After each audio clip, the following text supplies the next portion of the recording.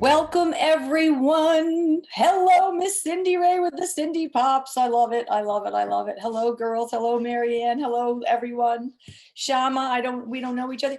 Jessie, how are you? Good to see you. Miss Tracy Les showing up. I love it. Good morning, everyone.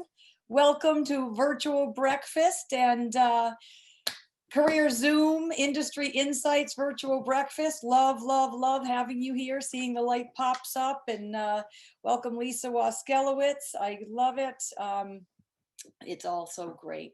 Guys, happy post-turkey. I don't know, what else do we say? Post-turkey, post-life, not post-life. Let's not say that. But just happy turkey. Welcome to Industry Insights Career Zoom. This is, you are with Amy Cole Connect. My name is Amy Cole.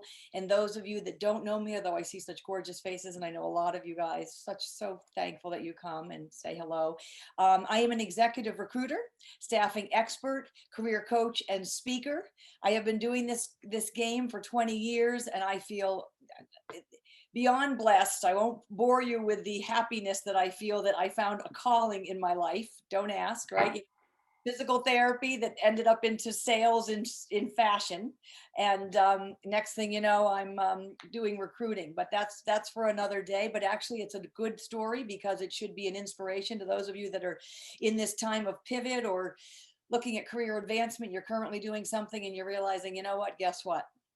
This is my chance to try something new. So I did it at, 20 years ago. It was just as challenging then. I started my business the month before 9/11. Talk about a wacky, wacky flip turn. My sister and I, Lisa Waskelowitz, on the call. Actually, I should spotlight me. Okay, oh, I am. So, you know what, guys? We had to do a flip.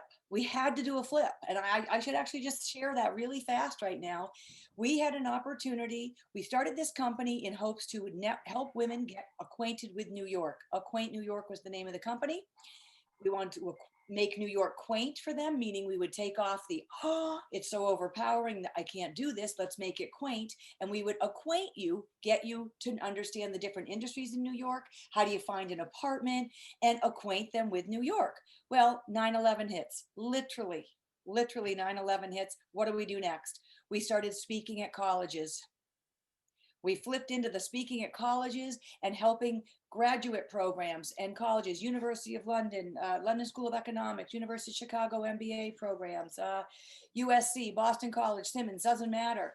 And we stood there and said, listen, we don't have much of a business in New York, but let's start helping other people, other places. So I guess in some ways, pivoting is in maybe my blood, but I want to encourage you guys to think of that as well. I know it's getting to be an old word now. It's 10 months old. Everybody said it in the beginning, but it has its value.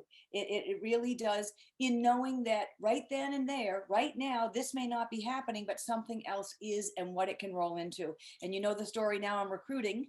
After we introduced a lot of our network to jobs, the companies called us and said, hey, we love this girl you introduced us to. Do you have anyone like her? And I'm telling you, it was a God nugget. And I said, I do. However, we now charge for our network. Now, I don't know how to ask for money, guys. I don't know how to ask for my value. It's one of my things I'm still learning at this age. But when I did that, she said, no problem. Sent me to the human resource lady, and the human resource lady in 2 minutes had a contract for 20% of the girl's salary. I'm all of a sudden a recruiter. So that's one of those ways that we can all, you just don't know how something is going to happen. And the Holy Spirit speaks right through you. Why not? Right. And so you start that. But that's the credibility I want to share. You're on Virtual Breakfast with Amy Cole Connect, executive recruiter. We are a family. Why are you here today? We are a resource. We are a family. Treat us as your personal advisory board. And and know that we are a connective tissue. Everyone on this call, I'm looking at all the faces, I can say would call you back if you link them in, if you had some type of thing to share or be a resource. This is a mutual family, right? We are leaders and professionals, executives of all different levels. And we are here to empower each other through this, continue to persevere through this, and be a real important part of each other's journey. Because right now it is unique for sure. And I, as a recruiter, am feeling that. What I want to share with you, good news. we had 5 people since we've last spoken get jobs. I'm not taking all the credit. Amy Cole Connect only got one woman a job. 3 people out of Job Search University that worked with our coaching got a job. And hold on, the other one was someone that's been joining us for the past 10 months. And he wrote, he is now the general manager at a hospitality in Florida. And thanks for the encouragement. I've really enjoyed your Wednesday Zooms. So bottom line is, it's not us, but it's persevering. And it's happening. And I do feel the crack. And I hope that when I speak to our guest expert today, we're going to hear a little bit about the crack of the marketplace and what's going on there. I think we definitely will. So we are stronger together. You know that. We have an inspired guest every week that shares industry insights on how we also can take our expertise and pivot, right? So as you listen, open your ears. I always say that. Please open your ears to the newness that you're going to hear. I think that's so important that we just decide to have no judgment. What is he saying? What are other men and women on this call saying right now that actually are applicable to me? Or, wow, I didn't think like that. Because that's a big place for where you need to be right now. And as I always say, we want to be ready to be ready. So this is a place for professional development, to get your act together. You know, it's a place for professional development always. So before we get into all that stuff, I want to kind of talk, I take a little pulse. I'd love everyone to write in the chat something that you did different this turkey that you didn't do last time. Maybe a communication, maybe you spread videos, maybe what happened over Thanksgiving this time that was different. Obviously you're alone. Use the chat box. Thank you, Cindy Ray. All right, we have 7 chats going on. Yes, happy turkey. Never had turkey. Me too. I had lamb. What else? What else happened? I know that I exchanged videos and didn't play with people instead. You cooked. Cat Green, you never cook? Okay. Only pumpkin pie. Fair enough. Oh, do you know that I didn't have pie until, oh yes, that's a lie. We ended up getting pie at 5 o'clock on turkey. That's right. Our stove broke, so I made beef stew. Love it. I ate ham and reached only peach pie. Fantastic. Japanese hot pot. Winsome. I'm coming over. Nice. First turkey day in Utah versus Atlanta. I stayed away from my dad because I love him and did not want to risk. I know. Yes, absolutely. I had no pie at all. Marianne Huntington, you're on the slim diet. I love it. Well, I want to talk a little bit about that and how we've decided that communication is happening right now. Communication, this holiday kind of made me take a deep dive into that, into communication and connecting. And one of the reasons is we have, fortunately, we're all kind of adult children's in my family, but then we've got teenagers and a few college. We have a set of 6-year-old girl twins that are just a blessing. A cousin, after much trying, ended up having these beautiful twins. And so we get on the floor with those kids. You get on the floor, you play memory, you do the Pictionary where your dad draws a line and someone calls out turkey and it's a winner, and that's just so delicious and yummy. And I felt like obviously we all are saddened by missing that. But I realized, then I got very hard on myself that I didn't make a bigger effort for those 2, specifically those 2 young, beautiful children. And I decided that it was, I don't know, well, of course it's disappointing, right? We're all feeling that. And sadly, we chose a text trail and a few videos instead. And so, and it just didn't, I don't know, I just left very disconnected for myself, right? Amy Cole was disconnected. It wasn't that anyone else felt that. We, Zoomed with in-laws and we did Zoom and had some fun, but it just didn't feel 100%. And so I want to take a look at, the effort we have to take now to communicate and connect. And not even the effort but frankly what we're doing, and how some of us, and I want to say that I'm a little bit of a criminal here, I'm withdrawing from that effort sometimes. And then I'm setting myself up for those feelings because I'm tending to withdraw because maybe it's a little bit too much work for a minute.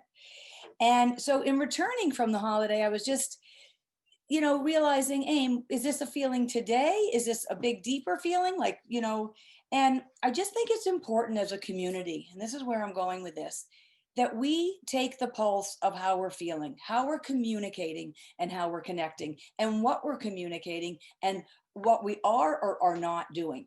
You know, things that really matter, like feeding your soul, lifting your spirits. What are the things that, you know, what do you, how about decreasing negative self-talk? I mean, I want to say that because then I felt badly that I didn't do it for the twins. Well, her mom did, her grandmother did. The twins are going to be fine. I'm still with the twins every minute. We chat and text pictures. But I decided I didn't do enough. And I think we're all badgering ourselves and what else could we be doing? So I wanted for us to take a look at, instead of I've got to get this done, I've got to do this. It's always do. When do we take that deep breath and just breathe through it? Especially as this uncertainty continues to rise, with 2,600 people passing yesterday from this disease. That's scary. And it just means more isolation, right? My husband, Cutie Pie, says, I think it's you and me for Christmas. I'm like, that's not funny. But he's a good egg and I love him, so it'll be okay. But he's not wrong. It's still, again, another holiday without that, the goofiness, the ripping of the packages, the silliness, the opening up the coal in your stocking. So I just want to encourage everybody to take stock. That's what I'm feeling about how you're feeling.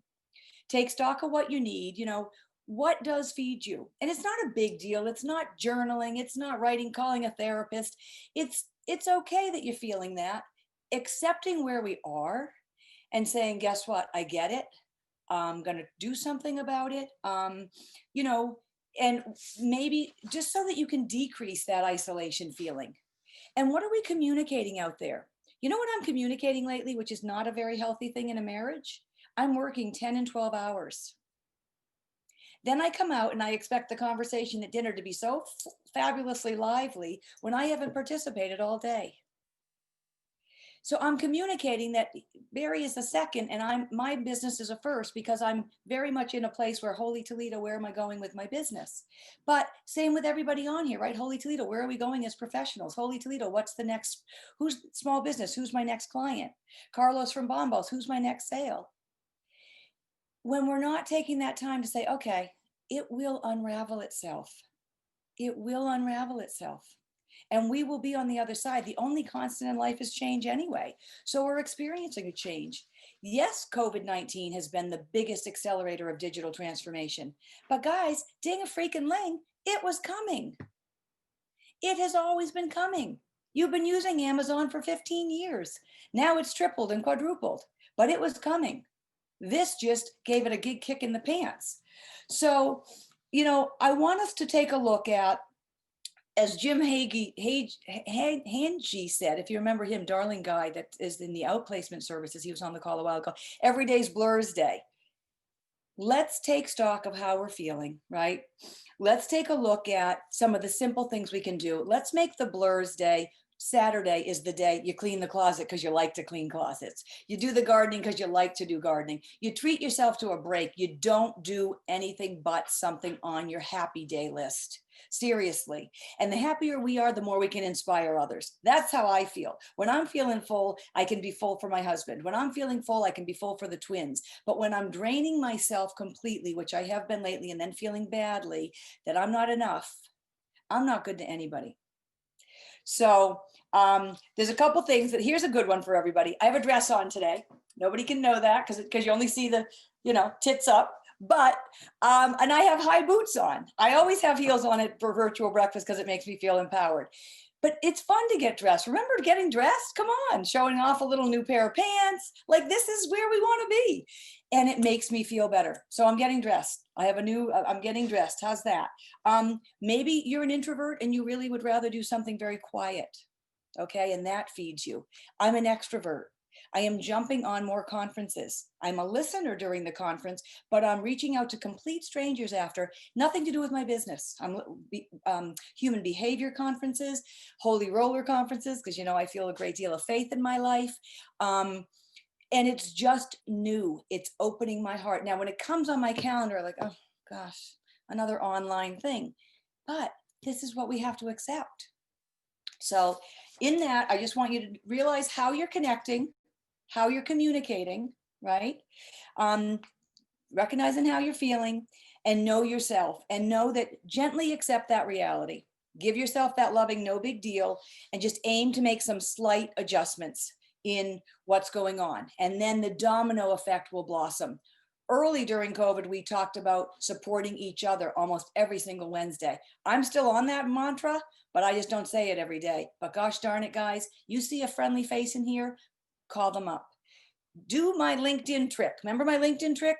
Roll your cursor over this, all the fancy grids. Command Shift 3 on a Mac. Get everybody's name. Go to LinkedIn. Saw you on Amy's call. Would love to say hello. Business intel, share with each other. You never know. You never know the hidden job market out there. What is the hidden job market for those guys that are curious? It's the jobs that are not posted. It's the job that your uncle has at his company, but they're not posting it right now. They're thinking of an internal candidate, but they really don't know, but they might not. It's the hidden job market. It gets spoken of a great deal in the recruiting world. We want hidden jobs because they're not posted places, and then therefore we can get our candidates in front of them through our connections. All right. So the hidden job market is something you want to be looking at. All right. So that's really where we're all about. What happens every virtual breakfast? We discuss the 5 P's of your professional edge. You know, as a career coach and a recruiter, I cannot position you for a job unless you understand. Thank you, Mom. Remember your 5 P's, your purpose, your professional brand, your profile. Okay. What is your profile? It's your LinkedIn and your resume that is branded with your secret sauce. How you deliver your skills and expertise is your brand. Your purpose is what gets you up in the morning, right? I'm a people person. This is what I am. I ended up in recruiting. It's a God gift. He put me where I needed to be. He knew. He absolutely knew. Then we talk about partnerships, synergistic partnerships. Maybe you're in logistics and supply chain, and you have someone that is, in another logistics and supply chain in a different category. You're not competitors. You're helping each other with new technologies. You're talking intel. Don't forget your partnerships, your circle of 8.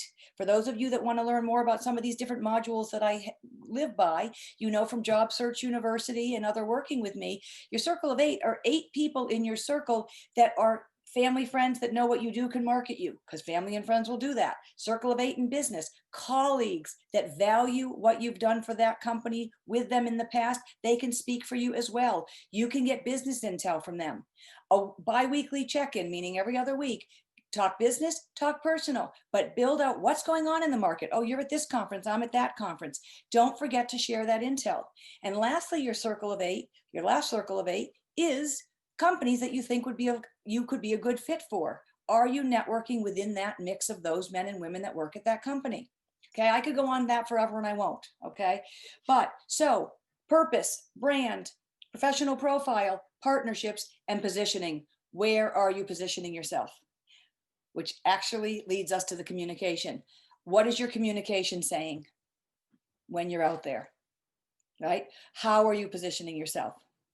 So today we're going to talk a lot about communication because our guest expert, Carlos, is in sales. He is the vice president of Bombas. Carlos, I'm going to ask you to unmute, my friend, and I'm going to include you. Thank you. Thank you for being here. I know you are a crazy busy guy, but your trajectory in, I'm going to just say apparel, but that's not fair to you because you've consulted a great deal of consumer brand goods, and you can share on that a little bit more. But it's an inspiration from executive training to in the buying to the wholesale to consulting for brands. And now you're in one of the hottest, I want to say e-commerce brands, but you're wholesale. So I want you to correct me. And I'd love you to introduce yourself to our audience. And thank you again for being here today. My pleasure. Can you hear me? Yes, I can. Well, you're a little bit low. I'm glad you're asking. Let me throw that up on the mic a little bit and I'll pull it forward. Thank you for that nice introduction. Yeah, I've had a rather interesting trajectory in terms of how my career path landed me where I'm at. I actually, I'm from the Midwest originally and had moved out towards the East Coast, not really knowing, really no idea what I wanted to do and what I wanted to follow in. But the one thing that my parents had advised me on was to stay out of retail. And what's the one thing I did? Well, I wondered about that because you studied journalism and advertising and economics. That made sense. The economics piece made sense. of all those things to end up in retail was just kind of like a definite left turn. Part of it was, coming out to New York from the Midwest. Macy's had this phenomenal training program that had been, pretty much the highlight of retail for a number of years. It was the older program that I'm referring to, and not to date myself, but it was an intense 4-year program where you spent about 6 months learning, what the organization did, and then about a year in store, a year back in the buying office, a year back in stores, and then you started that whole interviewing process to find the right category that you would be most interested in terms of buying and negotiating with vendors across the globe at that point. Um, and it was a really phenomenal opportunity because you learned to understand that the merchandising side of it is one aspect, but there's a whole business side of it, and there's a whole different dynamic in terms of how the product gets from a manufacturer all the way through the food chain to the retail selling floor. And I think that that is probably one of the most interesting aspects of my early foundations, because without understanding that side of the equation, of that conversation, it made it a little easier, or I should say rather, once I understood that, it made the conversation on the other side of the table much easier to kind of understand those obstacles and those frustrations and help to identify what is a common term called, like, what's the white space? Where's the opportunity if I have a product and I'm trying to merge it into an existing assortment? Where's the opportunity? Brands pop up, daily. I mean, different ideas, different creatives, but it's that messaging and the idea as to, is the brand relevant? Does it have an opportunity within a white space? People can often say nobody needs another sock, yet the company I work for today found a very creative and unique way of really dissecting that item, that category, improving on it, enhancing on it, and then took a very different trajectory in terms of communicating and marketing that product to the end consumer. Just to kind of give you a 30-second background, I had left Macy's and jumped over to the wholesale side, and worked for a number of different brands from Polo Ralph Lauren to Giorgio Armani, really kind of finessing and understanding what a product looks like when it lives and when it's live on a retail selling floor. A couple of things that I learned and took away from some of my friends at Giorgio Armani were that, when you bring a brand and a product base into an environment, you always want to be able to say that you've enhanced the overall retail selling floor. You never want to be the opening price point. You never want to be the most expensive item on the floor, the shiniest bauble, if you will. But you want to be able to bring a level of enhancement to anybody's merchandising assortment that's on a retail selling floor, and you want to make sure that you have the right positioning for that brand. Otherwise, you're kind of creating a recipe that won't be very successful. To kind of fast forward to Bombas, the company. Can I interrupt for one sec? Because I feel as though you, if you don't mind, I'm just, because I like this part about, and we're helping everyone try to also merge into the new normal of retail. You then ended up with a long stint at Naked Brand and like launched their whole Shopify. Are you just a geek? Are you a geeky guy, or you liked it, or someone said, I think you're the guy to help us do this, or what happened? I had a great mentor when I first left Macy's and went over to the wholesale side, and he, gentleman by the name of Mike Pick, who really was instrumental in trying to break everything down and understanding and teaching that simple philosophy is, if you don't understand something, don't try to just learn it so you can get by. Break it down, try to figure out where the problem originates, how can you solve it, are there different solutions and different paths. So, my early days in wholesale, I worked for a glove company called Aris Isotona. And the company went through an enormous amount of changes, from changing production facility overseas in China and the Philippines to moving some production into Mexico. And sometimes a product like a glove may sound like a relatively simple concept or idea in terms of manufacturing, distribution, and supply chain, can become an enormous obstacle, because there is a skill set that anybody that is in the apparel industry understands. It takes a while to learn how to sew a straight stitch. It takes a while to understand if you are hitting the proper size blocks on a particular garment or a t-shirt or a sock. Right. Yep. And so, understanding that moving from one production facility to another doesn't necessarily go seamlessly and can create an enormous amount of obstacles from um, the product flow, from the distribution, from having opportunities where you have a demand that far exceeds your ability to supply product. And sometimes that obviously goes the opposite direction as well. So there was a fundamental understanding of wanting to figure out, like, where do some of the obstacles happen? Is it logistical? Is it operational? Is there a systemic way to look at the selling information so that you can make improvements and enhancements in the forecasting side?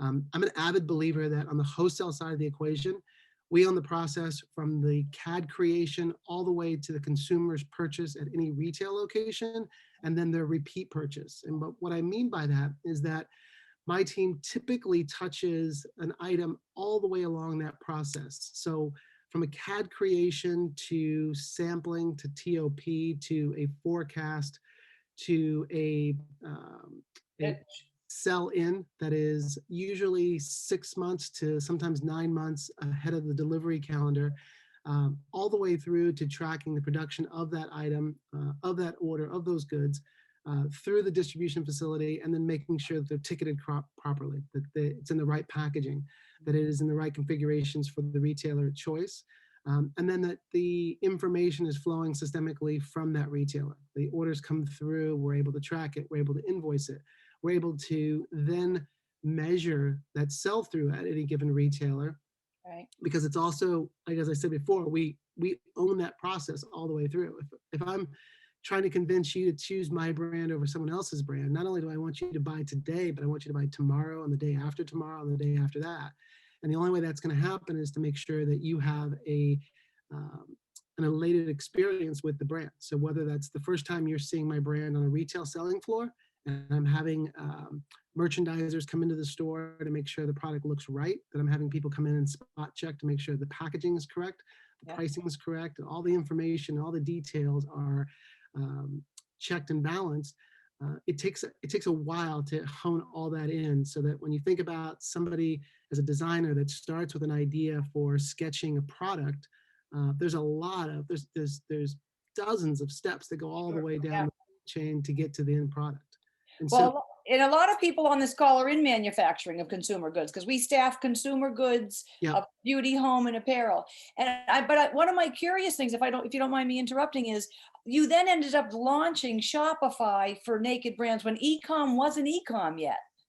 E-com had always been, and this will go back 10 years, had always been the darling that was supposed to be 10, 11%, some categories, 20% of the channel of distribution. It never really quite came to fruition up until this year, right? So the pandemic actually helped accelerate that penetration enormously, and probably put it to a projection that maybe goes back 5-10 years ago. I think part of that is that there is a feeling generally with most consumers of wanting to touch, feel, really try to, it's almost a cathartic feeling sometimes, especially when you get into apparel, about trying things on. And there's always that gas variable that applies to the e-commerce channel, where a consumer might actually go to a physical store to try and touch the product, but then may return home to buy it online. So you've somehow needed to kind of touch that product to see the branding, what it looks like compared to brand X or brand Y, and then you come home and make that decision. And once you've made that decision online, you typically then like to go back and buy online. At Naked, it was sort of a need for necessity in terms of being able to expand the brand messaging. It was a small brand that came out of Vancouver, Canada, had a little bit of a niche following, and had a few test stores at Nordstrom's. And the strategy there was really to try and do two things. One is to expand on that distribution base in terms of brick and mortar. And the second was to try to create a level of awareness in that e-commerce space. At that time, you had competitors in the underwear and intimate apparel space like Mack Weldon, Tommy John, that were just coming onto the scene and really starting to spend money in advertising and retargeting consumers. Facebook and Google are great vehicles when you compare the ability they have to take your brand and message it beyond a normal, run a page on say the New York Times, right? So it was a transitional period where the kind of old metrics of how you would advertise and create brand awareness were transferring and starting to begin the infancy of what was becoming a big boom in the digital space. So we What were, did you need to do as a professional to learn that? Or what do you feel was one of the reasons why you succeeded in that? I know you're a numbers guy from your buying background and you understood wholesale and probably marketing. I mean, I believe that's a big piece of your whole yeah, woven cloth is the marketing, the messaging and the numbers. But what, there's a component that you have to lean in on people that have a little bit more expertise in specific areas. And okay. the best example is probably on the backside, logistics and operations. I have a lot of experience in terms of what 3PLs look like, what they need in terms of being able to operate and flow data and information through that food chain to be successful and have a peak fulfillment.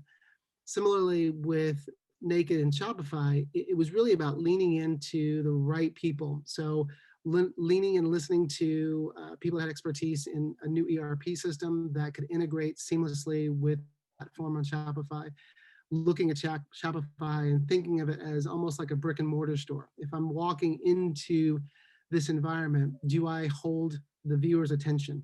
Am I communicating everything that I need to about the product? Am I being direct and straightforward? I don't, one thing about a proprietary website is that you have the audience and you're not competing with brands X or Y, right? Once they've actually clicked and engaged on your site, you kind of have their undivided attention. Now, it's a measurement in time, so maybe it's 30 seconds, maybe it's a minute, but you have them directly focused in on your brand. Whereas if you were to comparatively go to a department store and look at your product sitting next to two different brands, you may lose a sale Yeah. because of the collateral presentation, right? You may lose a sale because your fixture was a little messy or disoriented. On your website, you have the ability to paginate and move products forward, backwards. Your best sellers, you want to put them up front. So you have to really kind of look at it almost like it's your own physical store and how you would merchandise it. And I think some of those skill sets really become a little bit, dated to my early days in journalism and my background in that degree, because we did a lot of things digitally early on where you kind of learned and played with PowerPoint. You learned with, some basic software where you kind of played around with how the impression looked on the consumer's eyes. And so by having an understanding about that, and then dating back to even my time at Giorgio Armani, having that validation to understand how your product resonates with a consumer really makes it impactful and important to understand where the consumer's mindset's going, right? Somebody may come to your website looking for a men's pair of boxer briefs, but end up buying an enormous amount of product for women's intimate apparel because they just simply did not know that that was an option that was also available there. Okay. So, Amy, I think what you kind of tipped or kind of scratched into is that sometimes you just have to get into it and Yep. then learn to make mistakes and then measure those mistakes and then make those enhancement upon that. When we first launched with Shopify, we had a lot of issues at Naked with syncing the inventory, right? So we'd have 100 sales transactions, but the inventory wouldn't link over and wouldn't sync up. So we'd be chasing the orders for fulfillment a day later. Okay. You don't know the things you don't know until you actually get into it. Yep. And once you realize that, hey, it's okay to make a mistake, learn from that mistake, make sure that you can think about that mistake the next time and then try to be proactive about it. It makes the process better as you go along. And, I will say that since we've launched, and we currently are on Shopify at Bombas, the software at Shopify has really gotten a lot more user friendly. We obviously at Bombas have a much larger staff, and we have a lot of people that are dedicated to the digital aspects specifically, whereby they're looking at it 24/7. You mentioned earlier working 10, 12-hour days. We've got people that are looking at it, from all points throughout the day, understanding where a product, a PDP page lands, where that paginates in terms of somebody who may be new coming to the site. There's a lot of research and information that's available out there that comes to the forefront, almost like the early 60s and 70s in retail, when you would look at a retailer's selling of your product, measure that information, and then try to determine the next purchase for that retailer, for the Right. buyer. Well, it's so fast today too. You've got not instant gratification, sometimes instant holy Toledo. We really need to be on this, and maybe we can't be. What about from you as a salesman? Because you, in fairness, right now are vice president of sales for wholesale, correct, for Bombas? Correct. Okay. What has been challenging right now for you as a salesman? I'm going to share that in my business development, in onboarding new companies to use us to recruit and to hire, nobody has a phone number. I know that sounds so basic, but and now I'm texting you to torture you on your cell phone. Hey, Carlos, do you want to jump on the call? I'm not trying to impose on your personal space, but it's almost as though we've got such a blurred line today. What for you, because there's a lot of sales and account executives on this call, senior account executives, that now the old way isn't working. There aren't those roles because retailers are shrinking. And so therefore someone of your value out there in a hot brand is of interest to how you did it and how it's going. And what are you looking for in your team members and things like that? Not to overuse the word pivot, Okay, but I know. I would say that you've got to be adaptable to any given environment. And I will tell you that we have a open office environment, and literally we sit on open tables that three people on one side, three on another, a laptop and a monitor. Everybody uses their cell phone.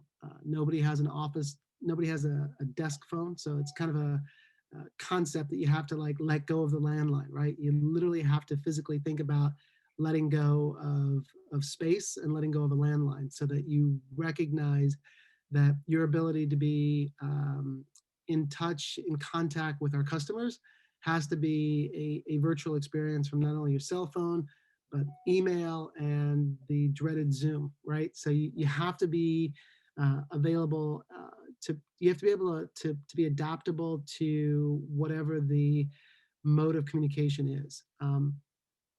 The two things I think are probably the most difficult to try to understand sometimes in the overall landscape and the environment is that the technology is becoming so fast that the ability to sometimes take advantage of options that present themselves end up being a painful transition, because in order to, and I'll give you an example. Let's take drop shipping, for example. In order to be able to capitalize on that, you've got to be able to have the proper integration, not only through your ERP system, but tapped into your inventory to be able to use another retailer's platform to be able to satisfy a customer's order in real live time, right? So I've got to be able to connect all the dots and then be able to flow that information from point A through my entire food chain back to that retailer, and then communicate back to the consumer that's buying through a third party. That sounds a lot easier than what it actually is. And the technology changes, faster than the implementation often happens, right? So sometimes it's a little bit of a painful process to get all your ducks aligned. And then by the time you do, the technology is dated, or there's a better way to actually get out there and do it. It's interesting you say that, because we have coming up in 2 weeks now a woman who has an Amazon relationship. She came from jet.com, shoe.com, shoebuy.com, and she is now working with a company that's integrating. You're absolutely right, or I guess the word would be integrating. If you have a .com relationship with Nordstrom's.com, Macy's.com, Amazon.com, blankety blank, currently you're manually filling in all those fields because those .coms have different platforms. But this particular software that they have, it's called Syndicate. It actually aggregates the information, press one button, and all of your .com accounts get that sock with the SKU, with the price and the color. Which, you know what? She said there's not tons of competition, but to your point, in about 10 minutes, there's going to be tons of competition for that. Because somebody will sit and look at it, dissect it, and then try to figure out, is there a better way or a faster way that I can make this integration, and can I do it for a less expensive price, right? A better proposition for a startup company, right? When you think about the amount of startups that are out there, and the cash flow issues that they have from a finance side of the equation, somebody's bound to find a more efficient and a less expensive option on making some of those enhancements and improvements across the board. Sure.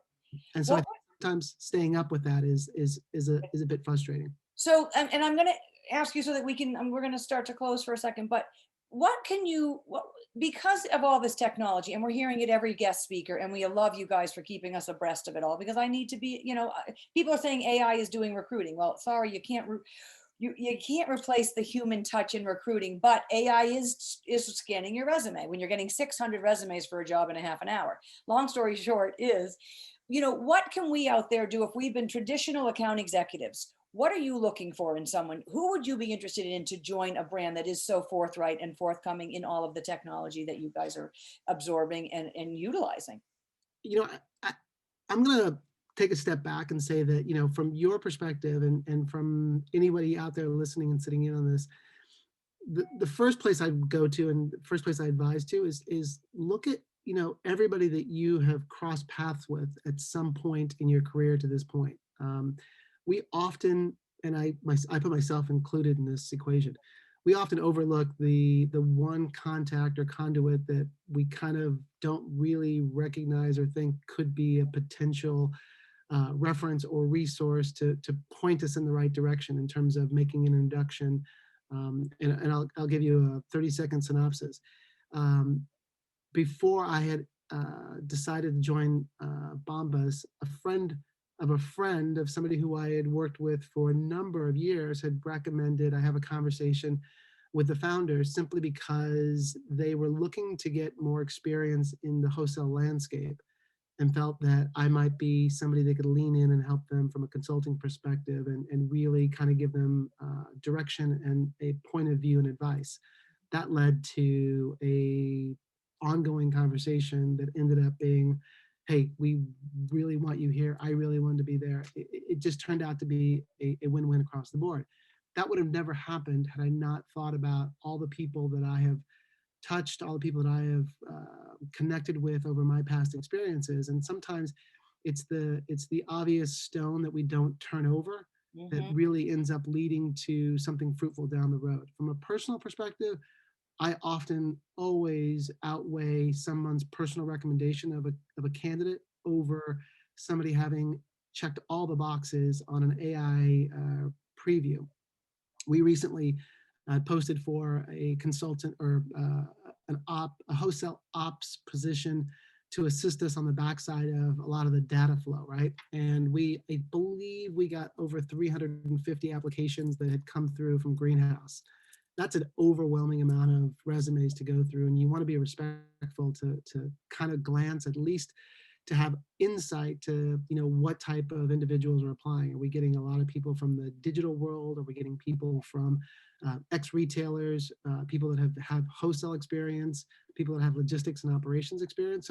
So the AI component helps to maybe filter some of that, but ultimately it's that word of mouth recommendation. So somebody that ends up in maybe the top 5 or top 10, if there's a reference point of somebody you have in common that can really kind of give you some insight to that candidate, Sure. Yeah.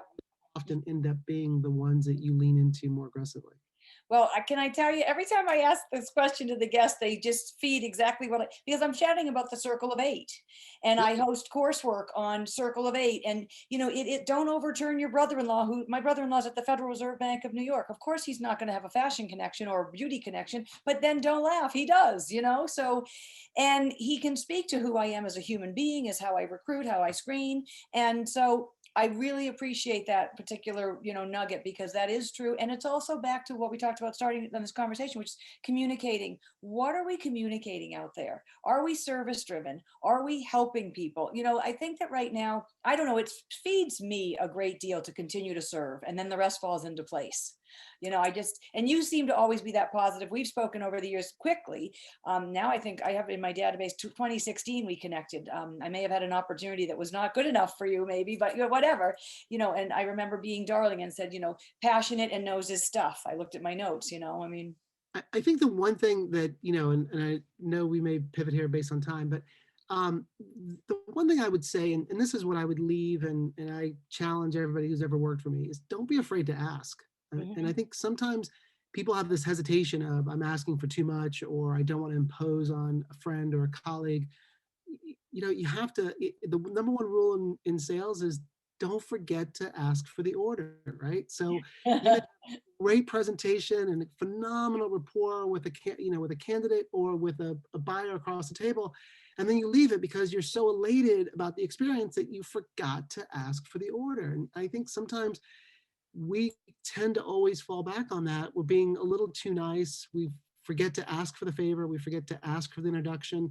We forget to ask for, hey, could I use you as a reference? Do you know, a lot of times people, from my past will pop up on LinkedIn and say, hey, I hate to bother you, but would you mind making an introduction for me? I know you're connected with so and so, and you recognize that the ask is there, and it's not you know you're not over promising something. You're making an introduction that hopefully will be fruitful and have a connection that can be beneficial to both parties involved. And so, again, don't forget to ask.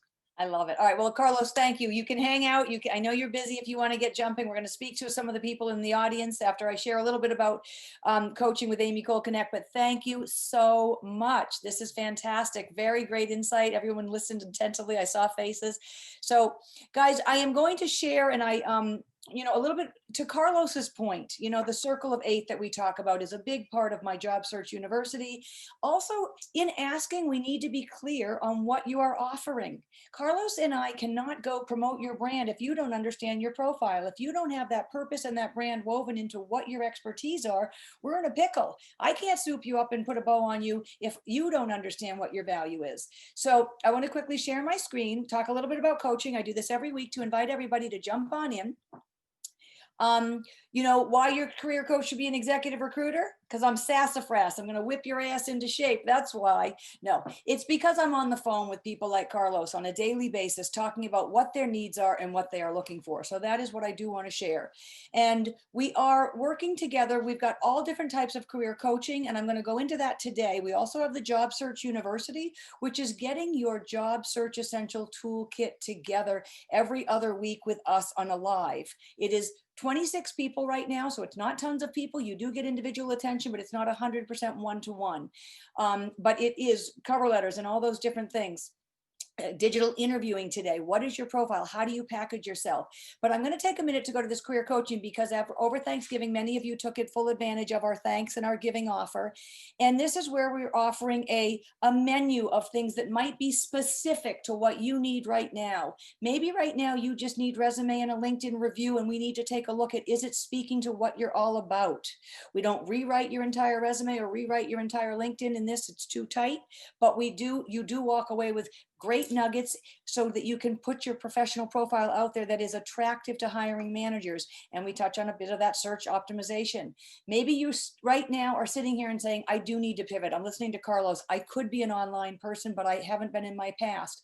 How do we identify your core competencies that you've had in your past, and how do we recognize them and put them out there so that your business acumen and your leadership skills are attractive? Because guess what? Leadership skills right now, specifically, and I forgot to ask Carlos, but with work from home, are very important. How are you leading teams today? How are you communicating your value? How are you convincing in meetings as it's online? Okay. You need to understand your core competencies, as I mentioned, to really put them out there in the way that is instrumental and relevant to what's going on. That also goes to, if you feel as though you know your core competencies, how are you speaking them, communicating those expertise? Right now, you need to have your circle of 8 understand what you do. Are you clearly articulating? Have you brought it down to the nuggets that are valuable and important? And is it comfortable, or do you start to get marbles in your mouth? Let's not get marbles in our mouth. We all want to share what we have to offer, not feel like we're selling. When you have to sell or promote, it's uncomfortable. But when you can clearly articulate, it comes across with confidence. So that's another thing. If you feel that that's a place where you need, nail the digital interview. Guys, today interviewing is a whole nother game. You might have a panel of a Zoom. You may have behavioral questions that are asking you more about what you do in your professional life to be motivated that shows what you will do at the job. So digital interviewing. Executing a career transition. Yesterday, I worked with a woman, very exciting, who's moving from design, loved this, and she's moving into UX web design instead. Same thing, she is a designer. We just need to figure out those transferable skills, spin them and articulate them in the new category of UX design, which does seem like a curveball from making dresses, but it is not a curveball at all. She's a creator, she's a visionary, she understands concepts, she knows how to understand her target audience. And the other thing is target your job search. If you guys are not sure what you're compatible for or what you should be going after or how you should look at your circle of 8, let's take a look at where you should be targeting your job search if you're spinning wheels. So please feel free to jump into those. Those are one-on-one with me. And that's new over Thanksgiving. We created a menu because people were coming to us for different things. And those are the core things that people have been coming to us for. So I welcome you to jump in. We love to work with you. All right, I'm going to stop sharing the screen. We're kind of tight for time today, but I do want to say hello. We have so many new faces. Oh my gosh. So hold everything. Don't go. Don't go. I saw Marielle Bingham. I don't spotlight you for a minute. How are you? Good. How are you? I am good. What's happening in your world? Are you looking for a job or? Yeah, I'm still looking. Have not really had much luck. Okay, let me go back to my rule. Sorry, I didn't say it. Your name, your title, and your industry. Sure. My name is Marielle Bingham. Prior to the pandemic, I was basically an inventory manager, doing a lot with logistics and yeah, just managing a lot of SKUs and inventory records and systems. Okay. And yeah, my industry has mostly been fashion. And going forward, I'm open to different industries. I think I'm just more drawn towards like beauty and fashion industries. Okay. But I'm open to all sorts of possibilities. I just, yeah, haven't had Right now. So here's the story with you. To me, your world is open, bigger than a can of worms. Carlos is speaking to the back end strategy, the data, the logistics that is the most difficult part about getting product now to the consumer, whether it's B2C or it's B to a retailer, right? And inventory and all of that jazz. So your gifts are very needed right now. I understand that you say you're open to any category. That I really appreciate because there are categories that are on fire and categories that are not on fire. And apparel would be a category that is struggling with the exception of something like his Bombas is a big deal. And we didn't get into it because they're giving back every Right. day a pair of socks for those that are purchased. And those that aren't working in corporate social responsibility aren't having that big a success. Everyone else is making socks is just making a sock. Right. So that's an angle we should have gotten into as well, but that's fun. So definitely nice to meet you. And, you know, I feel that because there's so much digital data analysis today, if you are a buyer out there, a planner of any sort, guys, inventory right now, you know, as Marielle is, by all means, really understand your value. There's a big deal. They need you. People are going back to school for what you do. Mhm. They never did it, and you've already done it. So that's what I just want to say is I think there's a lot going on out there. And if there's any way we can help you, give us a call. Okay. All right. You're welcome. You're welcome. Lisa Cole, I'm going to ask that you, can you throw my LinkedIn into the chat? John Davis, nice to meet you. How are you? I'd like you to unmute and I'm going to spotlight you. Sure. Can you hear my thought? Can you hear me? I can hear you. Yes, I Great. can. I love the background. Yeah. Oh, thank you. Thank you. So your name, your title and your industry, please. And nice to meet you. Nice to meet you, John Davis. I was most recently at Accenture Interactive. And so I was a part of the layoffs they had there about a month or so ago. And I've worked in consulting, ad agencies, technology companies. I've been a digital guy my whole career, and worked many different clients: retail, CPG, education, finance, you name it. So I'm kind of focusing my search on retail because that's what I've been doing recently, and I enjoy it, as well as some of the platform companies like an Amazon or Shopify, and looking in those type of companies as well.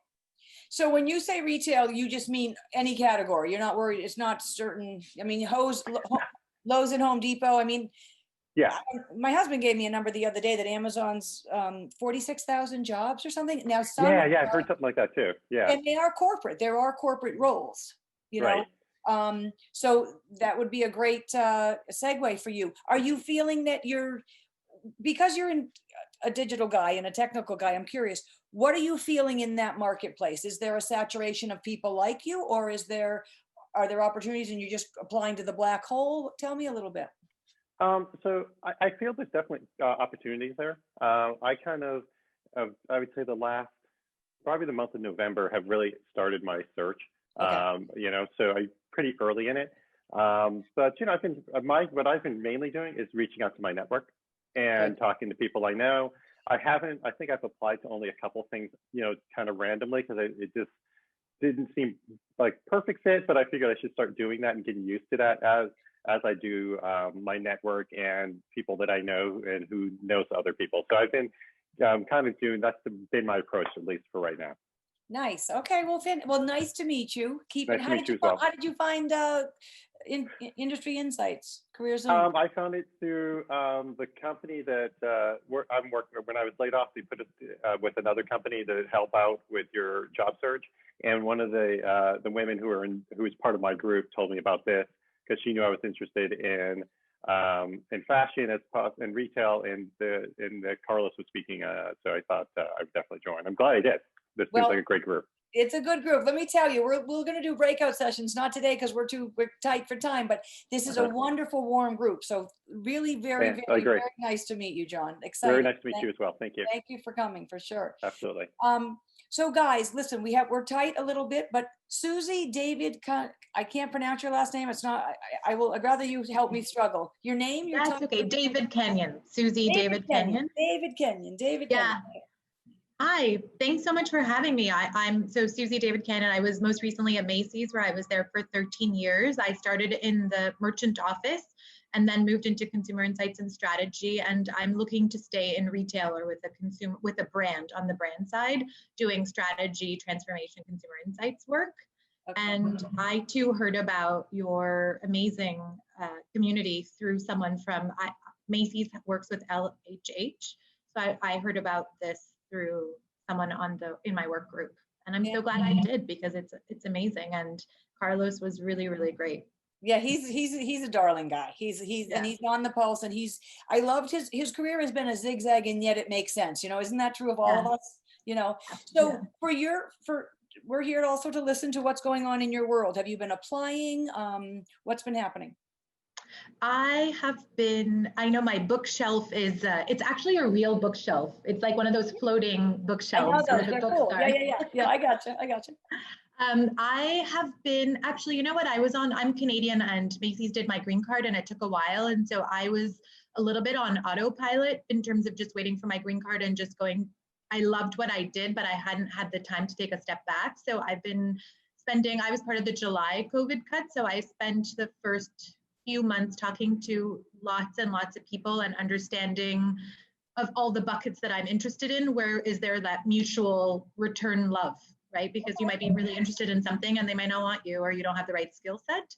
So I spent a very long time narrowing down and have come back to what I was doing is really what I want to be doing. So that makes me happy. So I'm going to start in the process of networking. I've interviewed at some companies, which has helped because I hadn't interviewed in so long. But yeah, it was really helpful. But I now feel much better about my choice, that it was actually a choice versus autopilot. So that feels good. And now I'm going to start getting better organized, following up with people.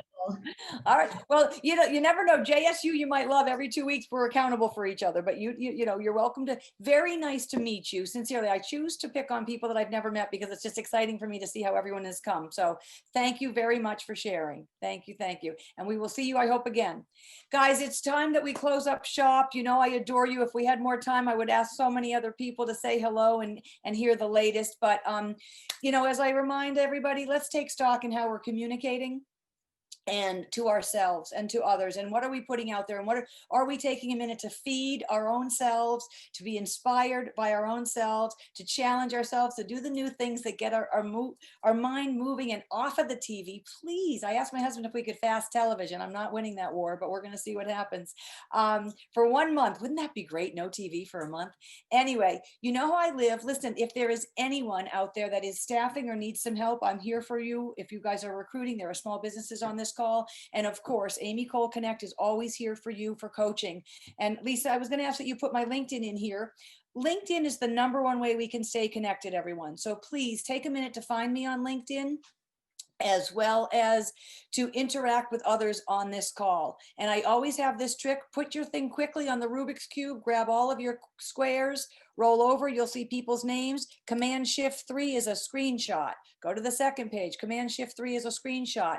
You will then have the names of those that are on here, and you can say, met you at Amy's breakfast, let's talk.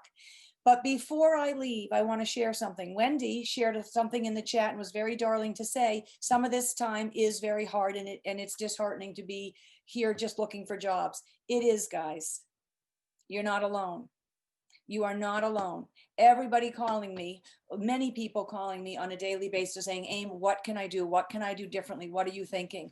That's why I bring up that take some time for yourself thing, because it is the economy. It is the marketplace right now. It really is. And I know that, we say misery loves company and you don't, but it does, just so you remind yourself not to be too hard on yourself. Okay. And we are getting through this. We will get through this. Things are opening up. You heard Carlos had that job. There are jobs out there, and we just need to keep networking. Look for those unhidden opportunities. All right. So have a great week. Big fat kiss, and I'll see you next Wednesday. Bye, guys. Have a great day.